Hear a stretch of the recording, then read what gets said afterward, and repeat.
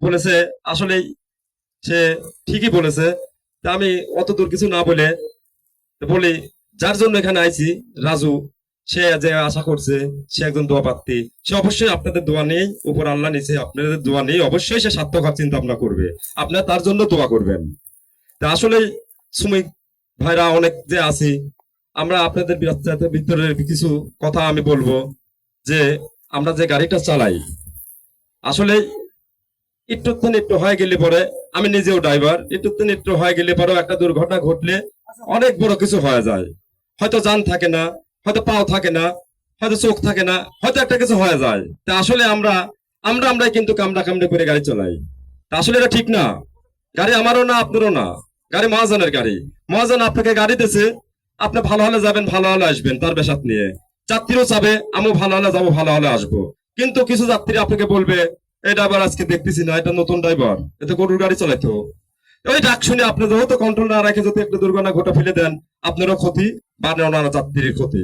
ওই যাত্রীর ক্ষতি হবে কিনা হবে আল্লাহ ভালো জানে, কিন্তু ক্ষতি অন্য যাত্রীরও হবে, আপনারও হবে। তা আসলে আমরা এইভাবে গাড়ি চালাবো না, আমরা নিয়ন্ত্রণের ভিতরে গাড়ি চালাবো। কেননা অনেক যাত্রী বলে গরুর গাড়ি, আসলে যাত্রীরও বলা উচিত নয়। একটা ড্রাইভার অনেক কষ্ট করে আসে যায়, তার বোঝা উচিত যে খাওয়া দাওয়া করলো না, এই গাড়িটা টান দিল, তাহলে তার মাথাটা কেমন আছে। যদি সে সিনিয়র ভালো বুদ্ধিমান ড্রাইভার হয়, সে কন্ট্রোলে রেখে আসে পৌঁছে যাওয়ার পরে তার সাথে সম্পর্ক শেষ, যাত্রী নামার পর সম্পর্ক শেষ। কিন্তু বুদ্ধিমান ছেলে পেলে যদি হয়, সে করবে উল্টে পাল্টা গাড়ি চালাবে, টান দেখাবে যে আমি কি গরুর গাড়ির ড্রাইভার, চালায় একটা দুর্ঘটনা ঘটে ফেলে দিবে। এটা কিন্তু আর উঠে আসবে না। তা আমরা মনে রাখবো, তা আমরা কোনো যাত্রীর কথা শুনে আমরা গাড়ি চালাবো না। তা আসলেই দেখেন, আমরা যেহেতু কষ্ট করি, বেতনের কথা যেগুলো বললো, এতে মহাজনের দোষ নাই তো, দোষটা আমাদের। উনি বলেছে কথা ঠিক, বেতন এরকম, আসল লাগলে জরিমানা, বেতন দিলে জরিমানা। মহাজনের দোষ দিবেন কেন? আপনি আপনি যান কেন গাড়ির? আপনি ইউনিয়ন নেই কেন? আপনারা একমত হন যে আমাদের সমস্যা এগুলা, সেটা একমত হন। আপনি মহাজনের দোষ দিয়ে দুঃসাত করবেন না। মহাজন তো চাবেই যে আমার গাড়ি আপনি ক্ষতি করে আসবেন, আর আপনি আপনার তেল তেল ভাবে ছেড়ে দেবো। না না, এটা তো নাই।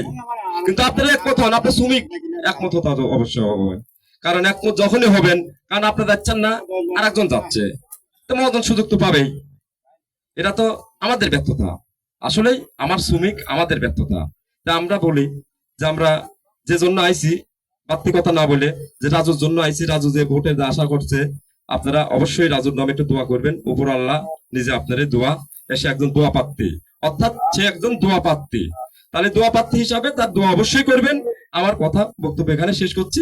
ধন্যবাদ সবাইকে, ধন্যবাদ। আসসালামু আলাইকুম।